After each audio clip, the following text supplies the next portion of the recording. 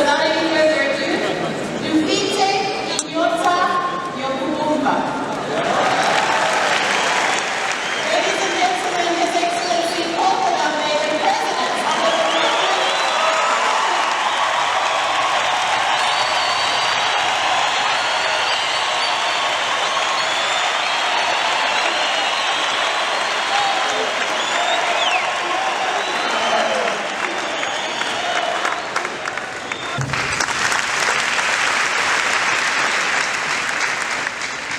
I hope those people out there are with us.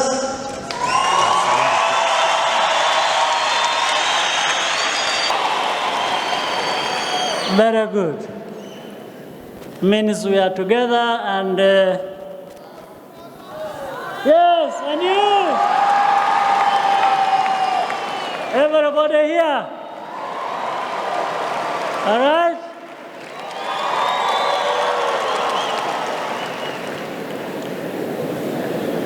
Now,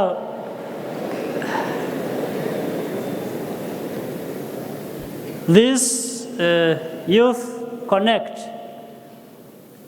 means a lot of things. It means individual young people, irrespective of gender, religion, borders, coming together to do what is important for them and for society and for our countries. So Youth Connekt really means integration. It's a higher form of integration, because integration may be limited to one country and another, or 3 countries, or 6, but this Youth Connekt, or just connect, means connecting people wherever they are in this world.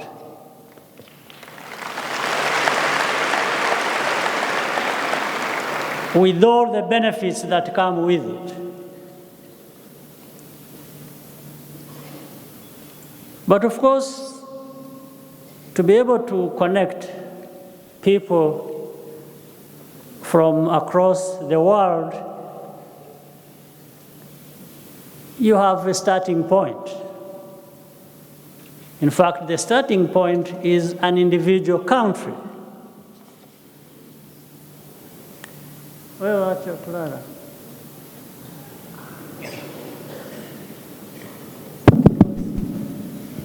I'm conscious of the fact that some people here just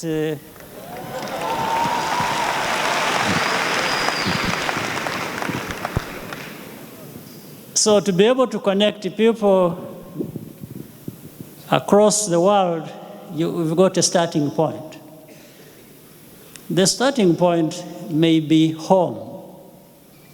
Home means your home, whether you're in Rwanda, or Mali, or Cape Verde, or Cameroon, or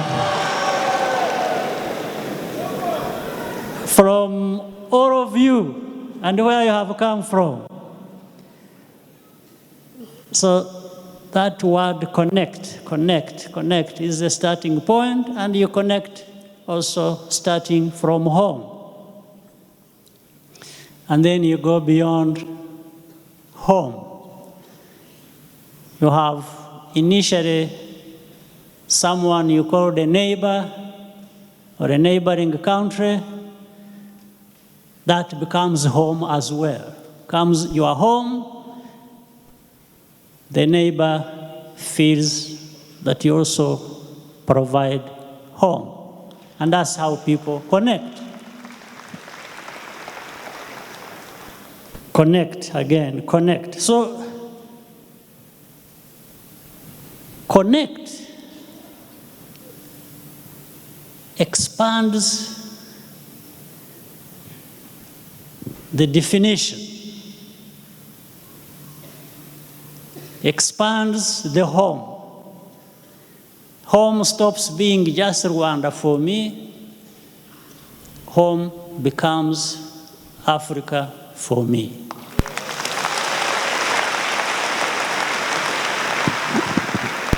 So home for anyone from any country, on our continent, from any, whatever name you give that country, connect goes beyond that you call home, a particular country, to the whole continent. And that's very important. That's very important. Expanded definition of home, in actual fact, translates into expanded definition of the market. It stops being a small market. By the way, we have to understand that on our continent, there are big countries and small countries. Mine happens to be a small country. But in actual fact, when you look at the whole world and the definition of integration, the meaning of it, and what comes with it, even the biggest country on our continent alone becomes small. Did you know that? Those who are lucky, those of you who are lucky to come from big countries, those you call big countries, I have a message for you. That you are better off together with even smaller countries.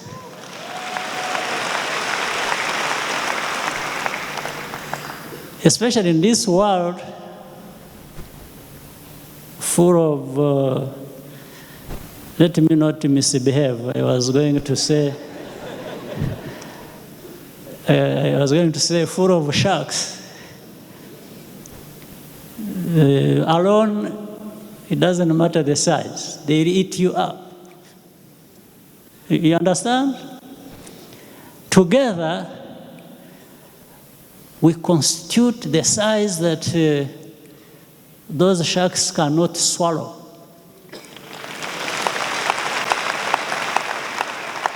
You get it? They can't swallow us. When you are together, we become something big. Bigger than the biggest shark to swallow. So that is the meaning of integration. Well, maybe there might be more need for integration for smaller countries than bigger ones.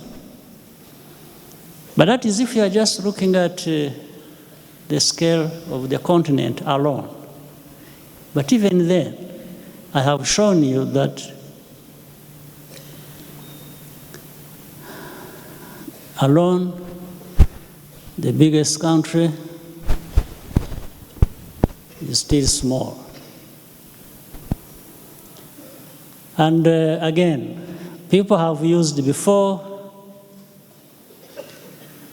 a saying coming from one or more of the African countries that when you want to go far, what do? You come together and walk together. You get so far. When you want to move fast, then you better go alone. But what is good for us, the best way, why actually not have both? Isn't it possible? We can be together, move far, and still move fast. Right?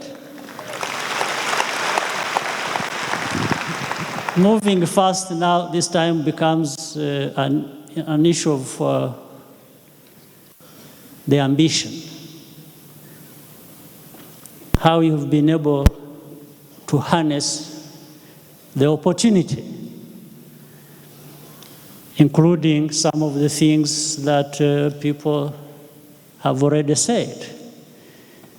When you put one people at the center, that is always going to be the starting point. Put people at the center. In the way of means of the how, highlight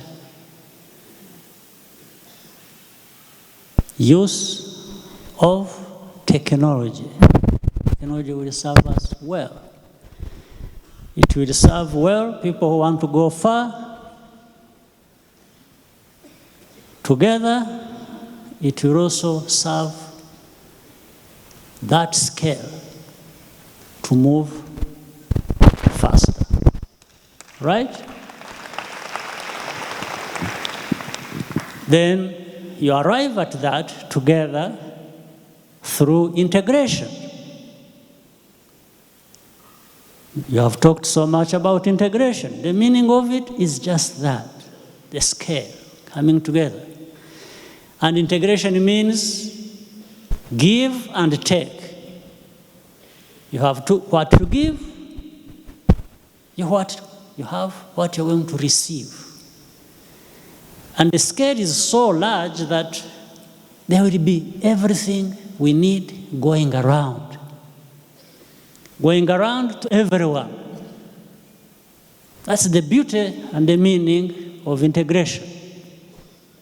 You have so much of almost everything reaching everybody. And you have everybody contributing to that. Of course, you arrive at something else you talked about.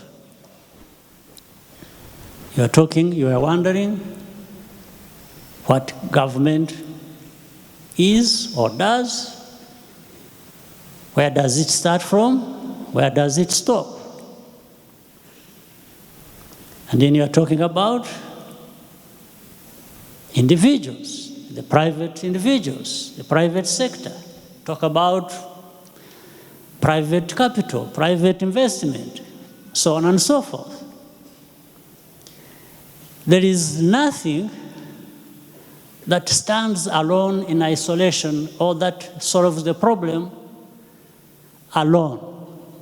Things come together, and then you find you are answering the hardest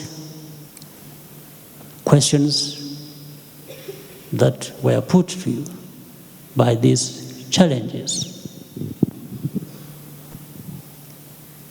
Government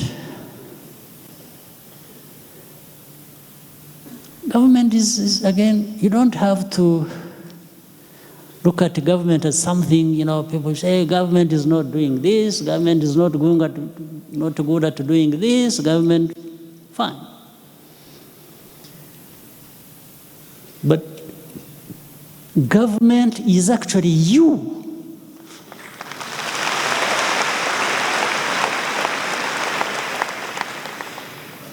Whether today you just went to the polling station and voted and had somebody in mind and people were elected and so on, and you had a government, well, first of all, you participate in putting or creating that government and putting people in that government. Second, maybe one day you will find yourself in that government because you have a right to be there, isn't it? Some people, when I hear people talk about, me, I don't do politics, I don't go into government, well, don't get used to saying that, because it doesn't have much meaning. You know why? There is nothing you do, you and me, there is nothing we do that does not have relationship with the government. Nothing. Isn't it? Are you a businessman? Fine. But aren't you going to be affected by taxes?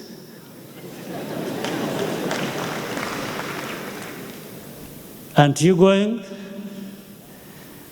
to be affected by lack of or availability of security?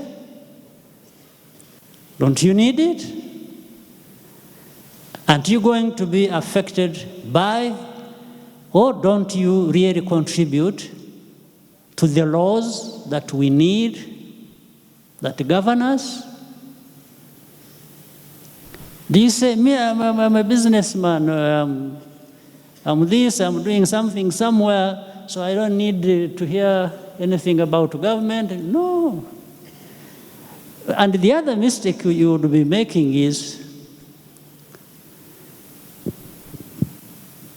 even if you thought you are running away from government, it will always run towards you.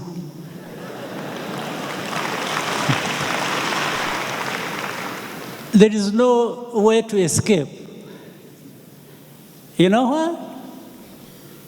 I'm just talking about government, say, in your own country, wherever you are. But you may run from your own government, you will be running towards another government. Isn't it? Oh, yes. You leave Rwanda, you are running to France. You think in France there is no government. It will take care of you. Absolutely.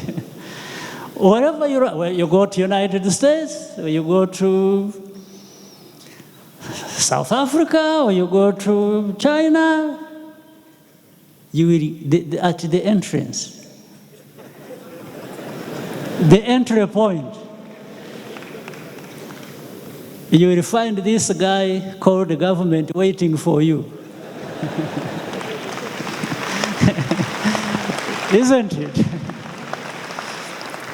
So our duty is to create good governments,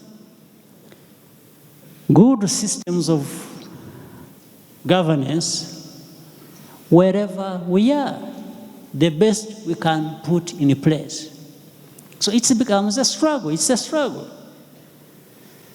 We want to create a government in a place, in any country, that will enable me to develop my talent, to access an opportunity. Right? Hence, to develop a skill that I will employ to earn a living, to feed my family, and later on, my members of family to be able to look after themselves or to feed themselves, and so on and so on.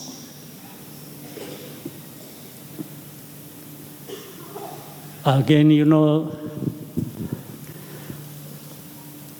the saying. You see, there is also a saying where they say, for talent, for skill. This is equal, meaning in Rwanda you will find talent, in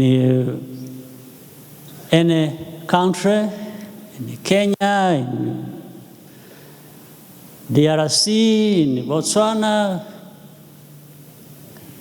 you'd find the same level of talent with individuals as you'd find in any other country.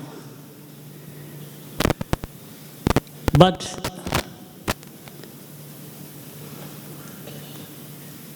what you don't find being at equal level is the opportunity, isn't it? Yes. You'll find all kinds of scientists, artists, people talented. There is no single nation that will say, I have more talent, better talented people than other countries. No. In all countries, this is there. But how then do we actually create an environment that will level access to opportunity to develop our talent, our skills? This is again where government is important, because it has a big role in creating that environment so that people with the talent excel. There's no question about it. So that the young people, the thousands of young people here, men and women, can grow in their talent because they have had the opportunity to grow that talent. Government has a big role to provide that environment.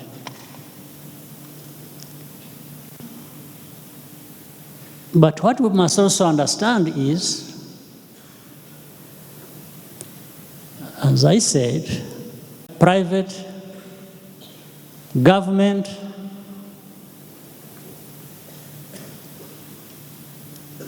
whatever you look at, philanthropy, the different institutions, none can stand alone and provide what people want. We have to work together. So while there is a responsibility of a government to a great extent to create this environment, all of us, individuals, and especially I'm giving this message to the young people,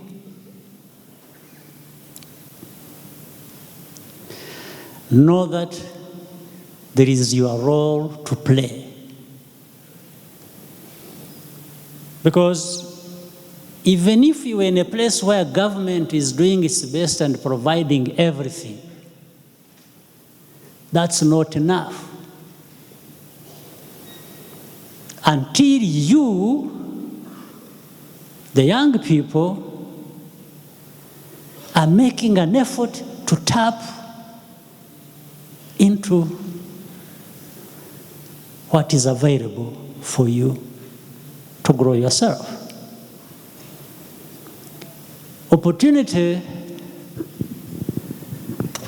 does not go to people's homes knocking on the door and say, hello, do you need me? No, it doesn't. Opportunity doesn't go knocking on people's doors. But people need to go knocking on opportunity doors. You open and say, hello.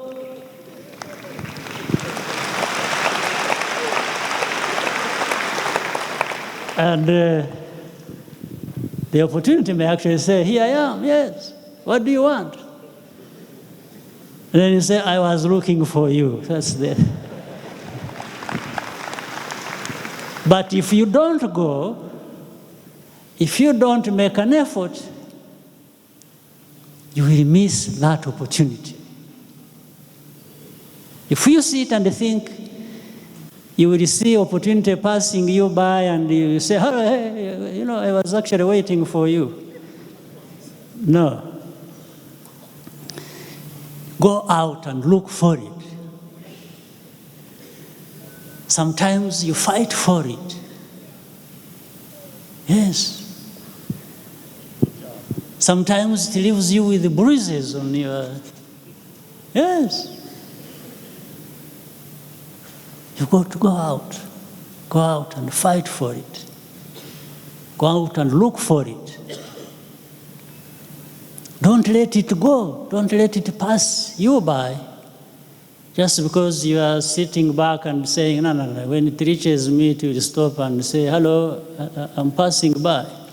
No, it doesn't happen. So, 2 ways or even more. One is the responsibility of those who create the environment, who make the investments. In fact, government. And the government, in fact, invests your money. This is the whole thing. The opportunity comes from this environment, is created by this environment, which you have even contributed to. Is it schools? Is it jobs, industries that have been created? Is it the infrastructure you were talking about earlier? Government's role is just busy shuffling your own cards and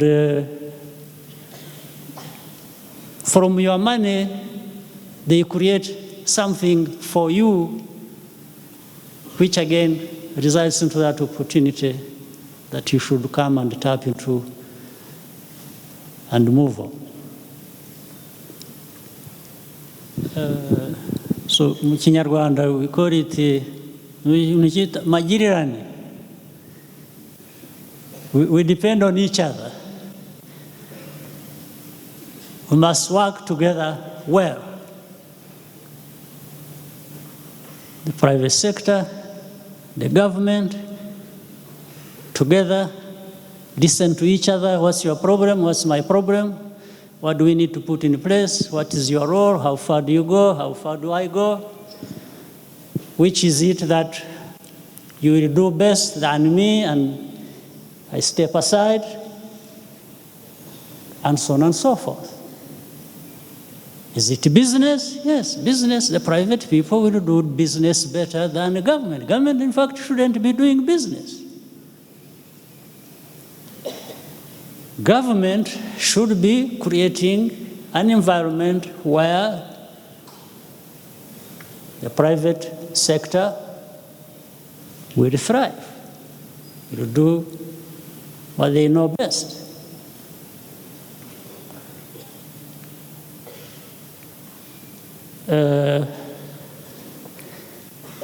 Let me make sure that I don't leave any confusion here.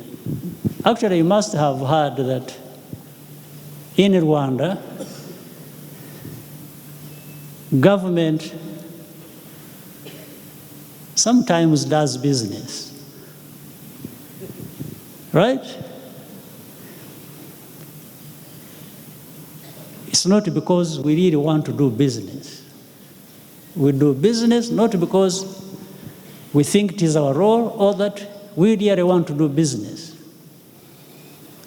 We do business building on the possibility the government has so that the actual business people can take it over at some point and run with it.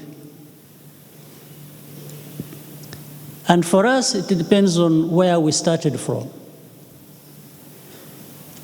I'll tell you something. Government, about close now to 20 years ago, close to 20 years, we invested in hotel business. We built hotels with the government money, right? And we were actually in trouble for some time with institutions like the World Bank and the IMF. They would say, what? They would start even saying, are you communists or government is, they start giving examples. Say, no, we tell them, you see. No, one time they almost had problems with our Minister of Finance. And actually our Minister of Finance was about to run away from government.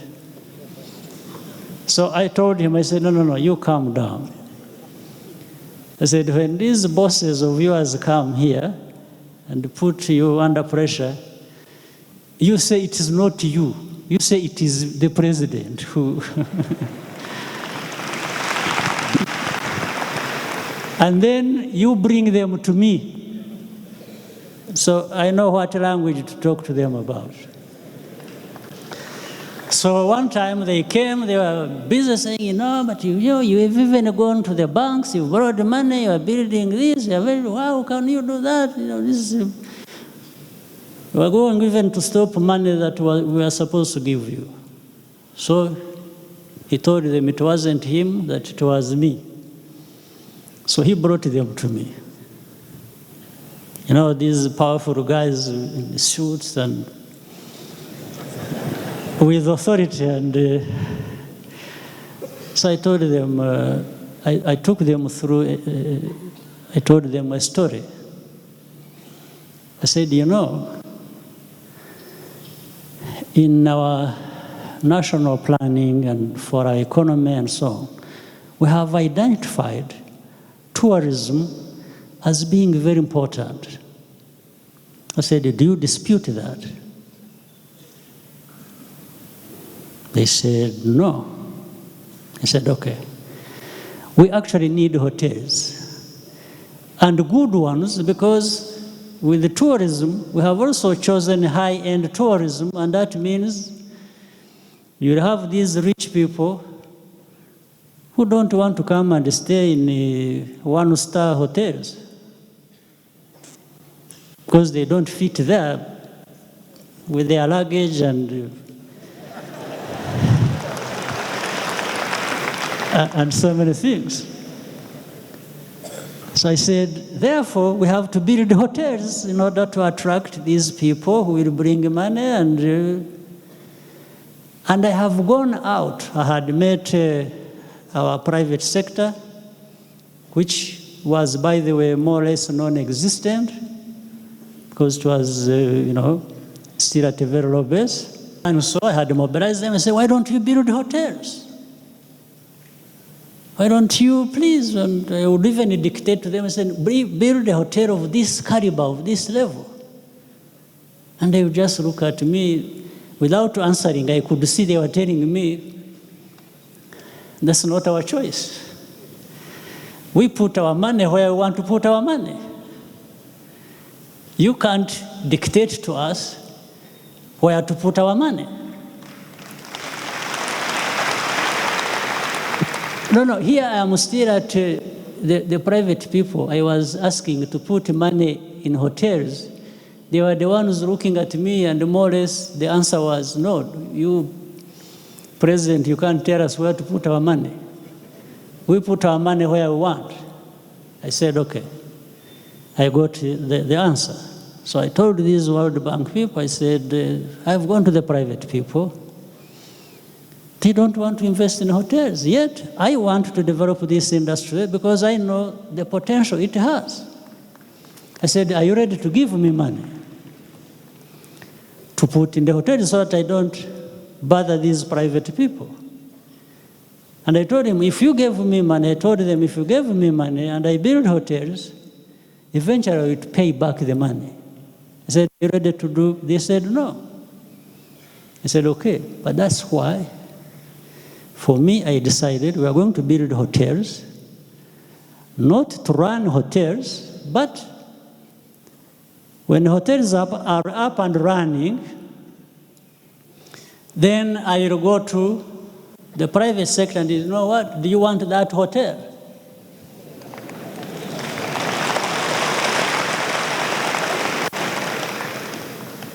And that's exactly what happened. So when you remember here, there was what is now Serena, used to be Intercontinental. It was managed by Intercontinental. Before that, it was something else. Very tiny little thing.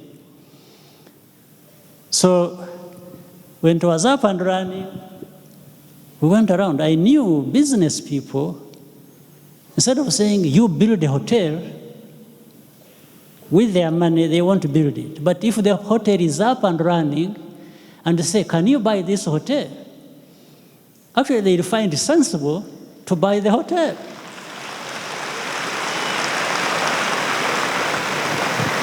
So that's what we did. And she knows the story, so I don't have to repeat it.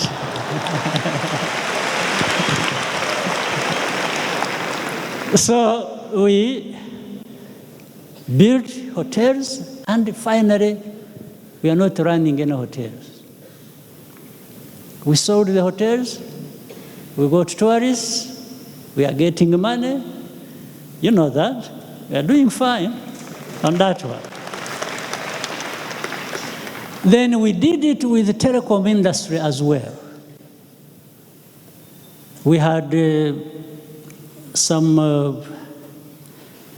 telecommunication company here which was really giving us nothing. Every time you call to tell you something, telling you either that number does not exist, or, but actually, even if the number existed, it would say so just to buy time, so that somebody else goes through and then comes back. So that's how it was. So we went out, looked for a telecom company, a private one, and we said, can you put up something here? And the telecom company said, here in Rwanda? No way. He said, maybe a mobile telephone company. They said, maybe you can have 3,000, maximum 5,000 subscribers in 3 years, in 5 years. He said, I don't need to do that.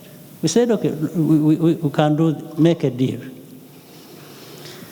We will share the risk. We won't just put it on, we will put in money with you and we develop this telecom company. So when we said that, they came. In fact, we put in more money even than the company because we were really begging them. They didn't want to come. So the telecom company came up and was running. With the time, they actually turned around and said, can we buy the whole company from?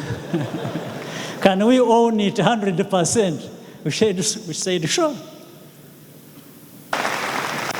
So,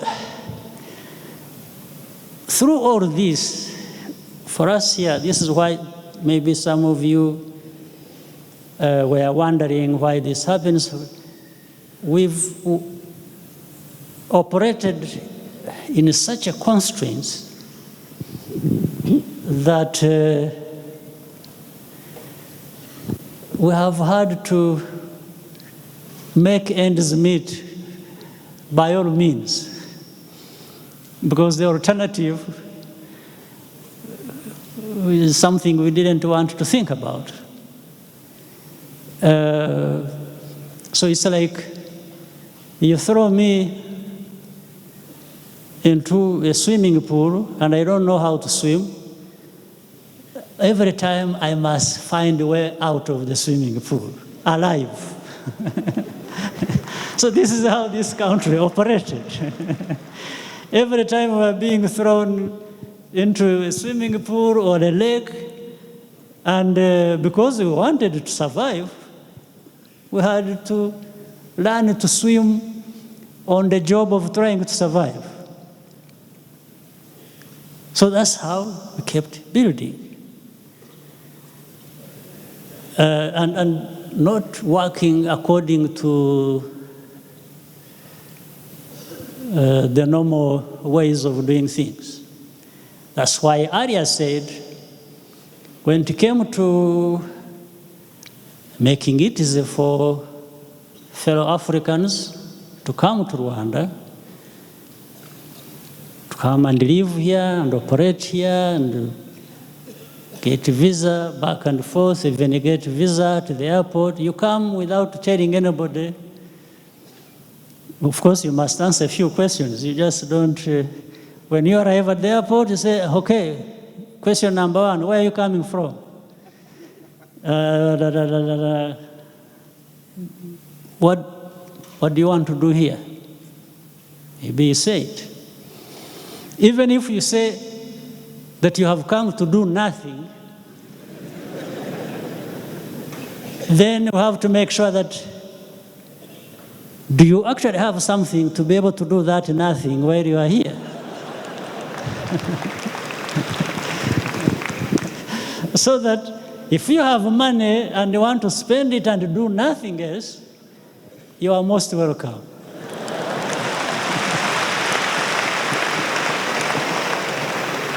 The worst would be to want to come here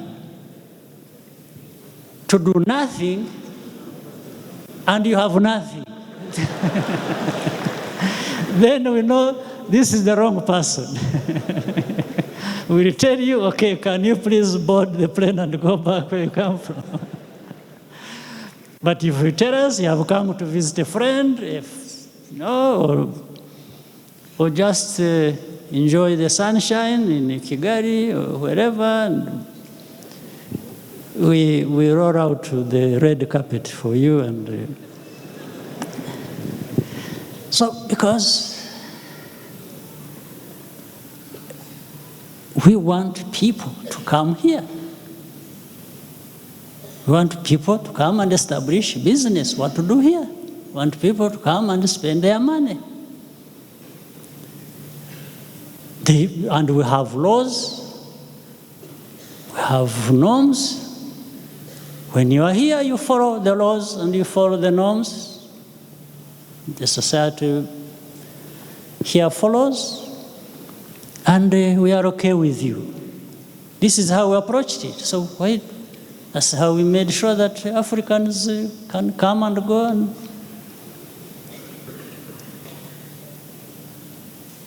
so that, in fact, also provides an opportunity for young people. If you can't do something here, but you think you can do it somewhere else, we welcome you. And by the way, we don't stop people even living here and going wherever they want to go, meaning our own. Like we send young people to go study abroad. Some of the things maybe for things we don't provide the possibility here for, they will go. One time we used to send hundreds at a go because there was that gap we wanted to fill. And we never enforced saying they must come back because we are the ones who sent them. No. Happily, most of them came back on their own.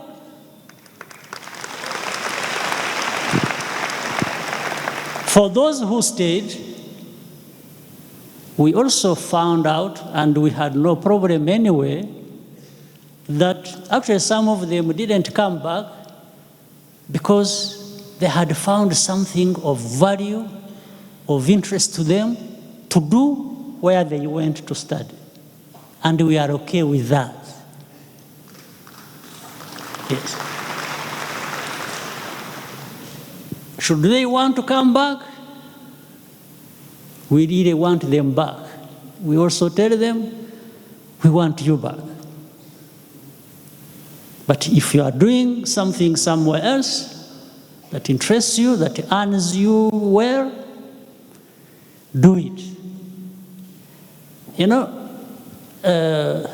one time we sent a big number of young people to go and study in India. They are like 400, 500, or at a go. And in discussions, say, in the cabinet and other decision-making institutions, they were saying, no, how can we do that? This is a waste of money. You know, these people will not come back. And so on. My answer to them was simple. Unless you find out that people, when they reached there, they actually did not study. They just went there and did some funny things that you don't expect them to do. But if they've gone to school and they have studied, two things. One, even if you take on average, let's say out of every 10, maybe 5 come back, 5 stay. Now, for me, that is a big gain. I have got 5 whom I did not have before, right? The 5 stayed there, but they are there, they are alive. And they are doing something.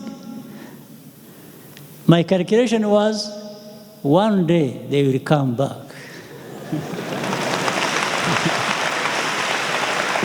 It's as simple as that.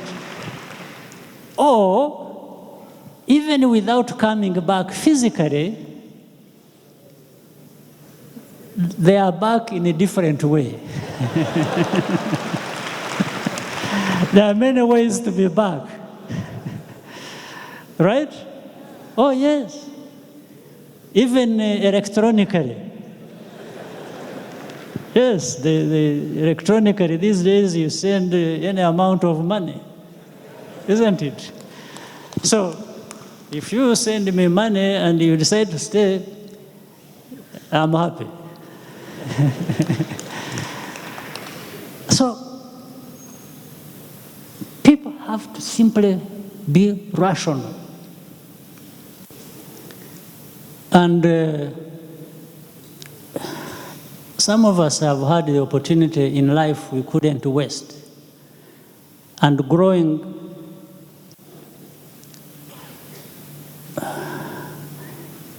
in a situation like that, you see, there are, let me use myself as an example. I had 2 sort of conflicting, in a way, characters. One is being idealistic, right? And the other was being realistic. So with time, as you grow, wisdom starts sorting things out. There is time to be idealistic and time to be realistic. So, being idealistic doesn't do much harm as long as you don't just tie yourself exclusively to it. It can guide you, being idealistic. There are certain ideals you want and which may be correct. But with the time, with life as we know it, you start managing properly your expectations and start adjusting things so that you also become realistic. Maybe you expected too much, but we live in a society. The one I said, give and take. So sometimes these things don't move always in the same direction. You have to slow down one, or even if they are moving in the same direction, sometimes you slow down on one and speed up the other, and so on and so forth. You know how to manage that. So the young people, therefore, we are here for, and they keep saying the leaders of tomorrow. No, I think the leaders of yesterday and today. We need to know how to manage these roles, the expectations, the responsibilities, and the ambitions. Because we must have ambitions. We must have goals. We must try to be organized so that we manage properly all these things I'm talking about. But education, your health, must come among the first things. Right? Health. Think about your health. Your health. Think about it. Because there are many ways of keeping your health in good shape. As young people, be healthy. Keep yourselves healthy. You need it. The country needs it.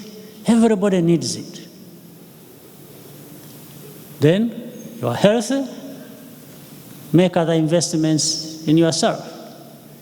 And maybe the government will play its part to provide the opportunity so that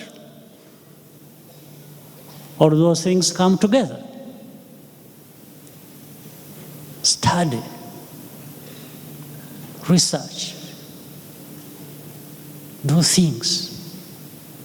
Do things that have a meaning to you, to others. Connect so that the peace you are lacking is provided by somebody else. And the peace the others are lacking is provided by you. And then you have built something big that is going to benefit you, to benefit the society,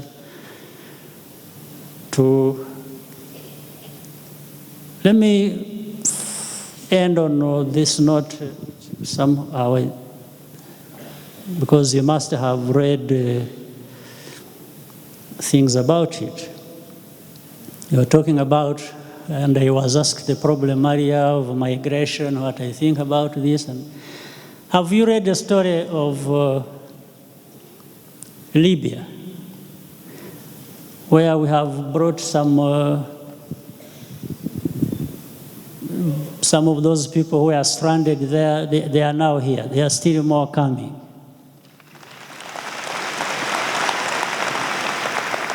Let me tell you something about it. It's not a secret. Rwanda, we are not a very wealthy country. We are not in material terms. But I think we are wealthy and healthy in many ways, other ways. We are healthy and wealthy at heart.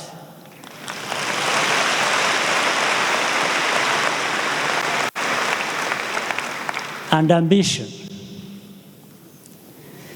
And also in stretching the understanding of the possibilities available to us. So what do I mean? This welcoming these refugees, we have other refugees here who came from our neighboring countries. We have thousands, tens of thousands of them here.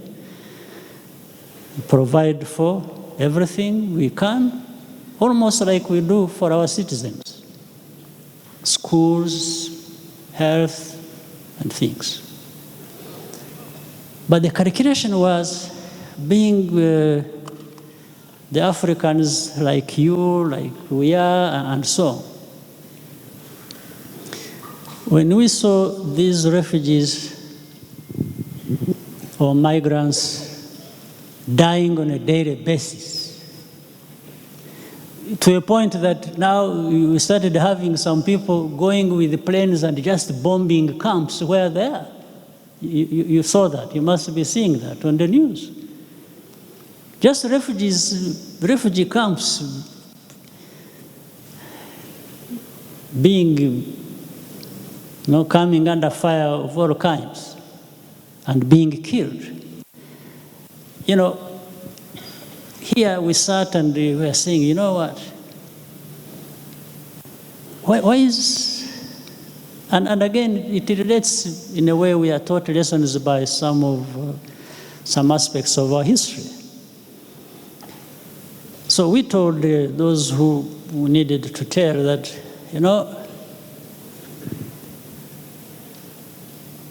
while these people have not reached where they wanted to go to Europe, right? But they are caught up in Libya, they haven't crossed the Mediterranean. And the possibility is that a number of them have been dying or will die while trying to cross. I said, we can provide an alternative that is not the best or perfect, but which is better than this one. Right? We knew Rwanda, even with our limitations. We are going to provide a possibility, an alternative that is better than being caught up, stranded in a refugee camp or some whatever places, being killed every day and without seeing where you will be going the next day, or going hungry, nothing. We knew we could do. Here we can do better than that. So we said, we gave a proposal to them. We said, bring these people to us here. And then we work together to address the problem in 3 ways. Those who want to continue to Europe and are stuck anyway, we can provide a place where they can wait in safety as somebody works out for them where in Europe they can go, instead of being caught up there and being killed every day. So they can come wait here, and then you work with Europe, and Europe can come and choose who they want to take, and we shall release them to go. The second, we said, for those who find or feel they do not need to continue to Europe, or maybe they can still go back to where they came from, still we can provide an environment where you can come and sort them out, talk to their governments, their countries, and take them back if they have chosen so in an orderly manner. The third and the last alternative was, if they don't want to go, they don't find the people to take them to Europe, where they wanted to go. If they don't want to go back where they had come from, if they can stay here, we will stay with them, no problem. and still provide for them like we provide for our citizens. We don't give too much because we don't have too much. But whatever we have, we share, and it is decent, and we live decent lives, and so that is the arrangement under which this thing has been done. And anybody can do it.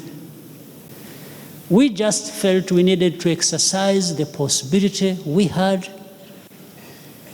to do things decently and provide a decent life to these people and that's it. We don't want anybody to say thank you. We don't want anybody to say, no, we pay you for doing this. No, we did it out of conviction. So now the young people, I think we should keep working together, sharing, connecting, and making an effort, trying our best to do decent things that give us decent way of life. All right? Now I can say thank you for being patient with my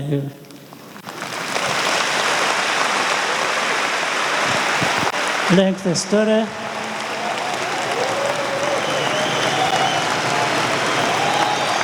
Thank you.